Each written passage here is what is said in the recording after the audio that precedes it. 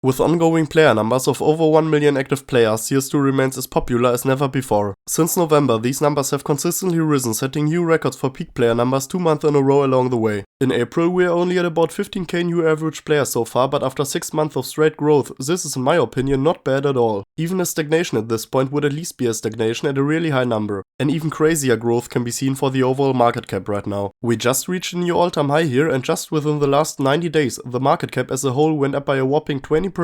This incredible growth comes especially due to the high tier sector. Looking at the items with the biggest market cap, there are just huge green numbers all over the place. Especially big increases can be seen for the high tier gloves and Dopplers. The top 6 gloves by market cap are up by 40% or more within the last month, while the field tested Crimson Kimono gloves are up by a staggering 84% over the last 60 days. Looking at the Dopplers, it's even crazier here. Most of them, and especially phase 2s, are up by around 50% within the last months, while the Karambit Doppler phase 2 is even up by about 100%. Just over the last week it's up by 90%, which is literally unseen. These overall increases can be also seen in the case unboxing numbers, which were on the best track to hit 40 million monthly unboxings but fell slightly short. At the moment they are still sitting at 38 million but should go down a little bit over the next week, since the weekly unboxing numbers are only sitting at 8 million unboxings right now. Before we now continue with further investigations, let's take a quick look at today's sponsor. This video is sponsored by SkinsMonkey, a very easy to use automated CS2 trading site. Just pick the skin you want to get rid of and choose a new one to your desire. Click trade items and your brand new skin should be there in minutes. By using my code Lucas you can even get up to $5 cashback on your first trade and a 5% deposit bonus on top of the 30% SkinsMonkey offers you for all deposits anyways.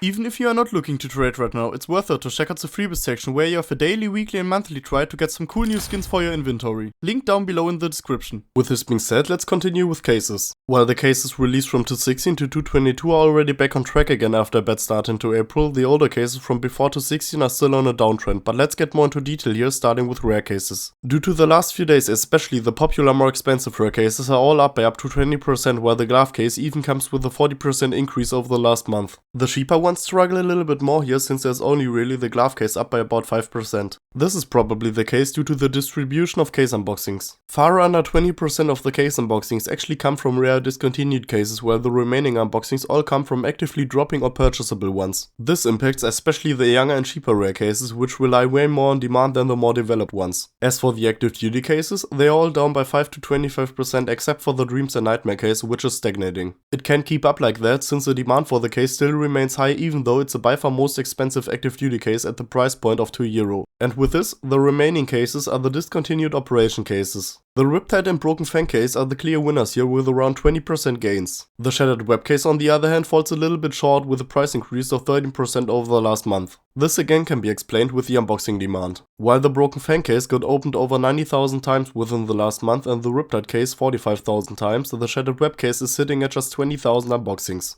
As for the bigger scheme, all the cases are of course still greatly up over the last 6 months. As already said in the beginning, I'm not necessarily looking for more huge gains here. After this first few months of 2025 I would totally be fine with the stagnation at this point. But next up, let's see how skins are doing. Looking at the past, the place comprises were mostly directly connected to the player numbers. Right until the end of March, this was also the case with this bull run. Since then, popular skins like the Orphetheris, AK Redline or Glock Bullet Queen are all down right now. At some point, these in the past ordinary play skins probably just got too expensive for the normal player base, which led to a loss in demand. Looking at the 6 months graph, they're nevertheless still in the greens for the most part, since like I said, they surfed on the same wave as the player numbers until 1 month ago. Lastly, as for agents, most of them, and especially the high tier ones like the Professionals and Seal Frogmans, continue on their downtrend they already had over the last month. On the high end, this means a 22% loss for the number K, while the rest is down by about 15 to 20%. There are only some really particular ones like the 3rd Commando Company KSK that are up within the last half year. In the past, the ups and downs have largely always applied to whole agent groups, which seems like it's not necessarily the case anymore, which makes it way harder to keep track right now. And that's all I got for you today. Thanks for watching. Please leave a like and subscribe. See you next time.